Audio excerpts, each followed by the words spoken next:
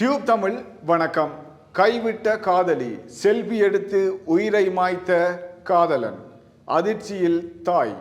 காலி மாவட்டத்தில் தெல்வத்த மிட்டியாகொட பகுதியை சேர்ந்த ஒரு இளைஞன் ஒருவர் தனது செல்வி எடுத்துக்கொண்டு தான் உயிரை மாய்த்து கொண்ட சம்பவம் ஒன்று பதிவாகி இருக்கின்றது. இந்த சம்பவமானது அந்த பிரதேசத்தில் பெரும் அதிர்ச்சியை ஏற்படுத்தி இருக்கின்றது. உயிரிழந்த இளைஞன் தனது நெத்தியில் துப்பாக்கியை வைத்து புகைப்படம் ஒன்றை எடுத்திருக்கின்றார். குறிப்பாக இந்த விடயமானது போலீஸ் விசாரணையில் தெரிய வந்திருக்கின்றது. இதனை அடிப்படையாக கொண்டு இது தன்னால் உயிரை மாய்க்கப்பட்ட விடயமாகத்தான் இருக்கும் என்று சந்தேகம் எழுந்துள்ளதாகவும் போலீசார் தெரிவித்துள்ளனர். உயிரிழந்த இளைஞன் கிக்கடுவ தெல்வத்த பகுதியை சேர்ந்தவராகவும் இரவு உறங்கச் சென்ற இளைஞன் மீண்டும் எழும்பவில்லை என்ற காரணத்தின் ஊடாக அவர்கள் தாய் தந்தை இருவரும் வீட்டினுள் சென்று பார்த்த பொழுது அதிர்ச்சி அவர்களுக்கு ஏற்படுத்தியிருக்கின்றது. சடலமாக வீட்டுக்குள் இருந்ததை கண்டு அதிர்ச்சியில் இருந்தார்கள்.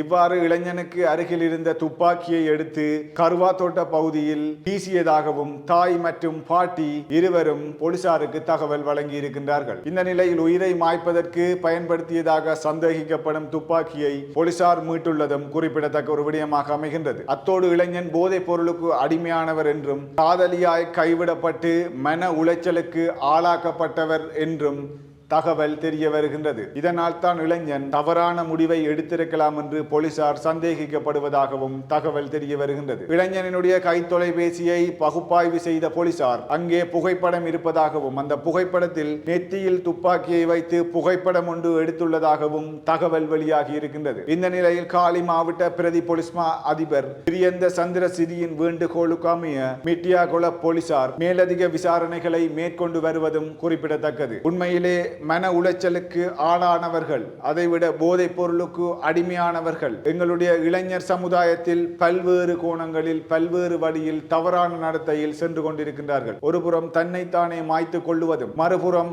இன்னொருவரை தாங்கள் அடிமையாக வைத்திருப்பதும், இவ்வாறு பல்வேறு